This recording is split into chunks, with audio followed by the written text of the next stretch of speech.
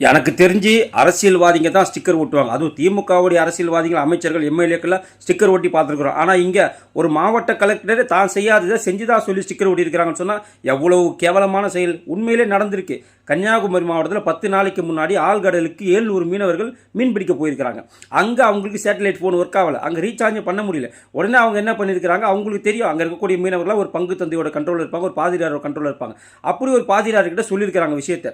அந்த பாதிரியார் என்ன பண்ணியிருக்கிறாங்க, நிறைய முறை நம்ம தமிழக அரசு கிட்ட முறையிட்டும் கூட அந்த சேட்டலைட் ஃபோனை சரி பண்ண முடியல, ரீசார்ஜ் பண்ண முடியல.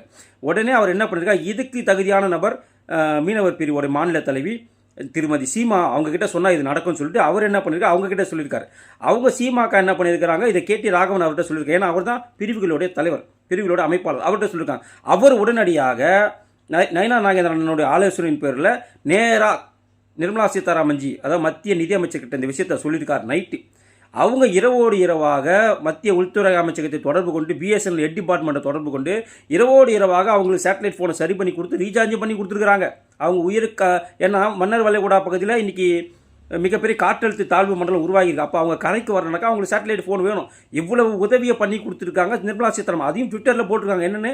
என்னென்ன யாரெல்லாம் தொடர்பு கொண்டோம், யாரெல்லாம் என்னை தொடர்பு கொண்டார்கள், யார் மூலமாக இந்த விஷயத்தை நான் செய்தேன் என்பதை ட்விட்டரில் போட்டும் கூட முழு பூசணிக்காயை சோத்தில் மறைப்பது போல் இந்த அம்மா, அந்த கலெக்டரும் அங்கே இருக்கக்கூடிய எம்எல்ஏ, காங்கிரஸ் எம்எல்ஏ ராஜேஷ்குமாரும் சேர்ந்து டிவியெல்லாம் வர வச்சு பேட்டி கொடுக்குறாங்க. என்னமோ இதை இவங்க தான் பண்ண மாதிரியும் சேட்டலைட் ஃபோனுக்கு இவங்க தான் வந்துட்டு முழுக்க ஜவாப்தாரி மாதிரியும் இவங்க பேசியிருக்கிறாங்க.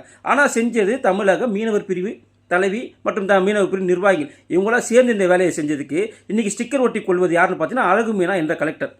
அம்மா, நீங்கள் படித்தவங்க தானே, ஏதோ அரசியல்வாதிங்க தான் முட்டாள்தனமாக பண்ணுறாங்க. யாரோ பண்ணதை தான் பண்ணதாக ஸ்டிக்கர் ஒட்டிக்கிறாங்க. பாஜக செய்யும் திட்டங்கள் அனைத்திலுமே ஸ்டிக்கர் ஒட்டக்கூடிய கட்சியாக திமுக மாறிடுச்சு. இன்றைக்கி திமுகவுடைய நிர்வாகியாக நீங்களும் செயல்பட்டிருக்கீங்கன்னு சொன்னால் இது எவ்வளோ பெரிய தப்பு.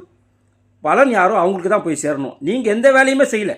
நீங்கள் ஒரு ஆணியும் பிடுங்காமல் இன்றைக்கி யாரோ செய்ததுக்கு நீங்கள் ஸ்டிக்கர் ஒட்டிக்கிறீங்கன்னு சொன்னால் இது எவ்வளோ கேவலமான செயல். இதை கூட விசாரிக்காமல் இதை வேறு ஊடகங்கள் போடுது. நம்ம இந்தம்மா தான் பண்ண மாதிரி, இந்தம்மா அதை மட்டும் செய்யலை, அதுக்கு ஒரு படி மேலே போய் யார் சேட்டலைட் ஃபோனை சரி பண்ணி கொடுத்தாங்களோ அவங்க பேசலை. இந்தம்மா அவங்களுக்கு ஃபோன் பண்ணி பேசி, அப்பா எல்லாம் சரியாயிடுச்சா, ஒன்றும் பிரச்சனை இல்லையே, ரீசார்ஜ் ஆகிடுச்சா, இதெல்லாம் இவங்க கேட்டு என்னமோ இவங்க பண்ண மாதிரி அந்த மீனவர்கள்கிட்ட இவங்க ஒரு பிம்பத்தை காமிச்சாங்க. ஆனால் அந்த மீனவர்கள் தெரியும், அந்த பங்கு தந்தைக்கு தெரியும், அங்கே இருக்கக்கூடிய கன்னியாகுமரி மாவட்ட மீனவர்கள் தெரியும் இந்த விஷயத்தை யார் பண்ணி கொடுத்தாங்கன்னு. இருந்தாலும் இது சோசியல் மீடியாவாக மக்கள்கிட்ட சொல்கிறதுல நாங்கள் கடமைப்பட்டிருக்கோம், அதனால சொல்கிறோம்.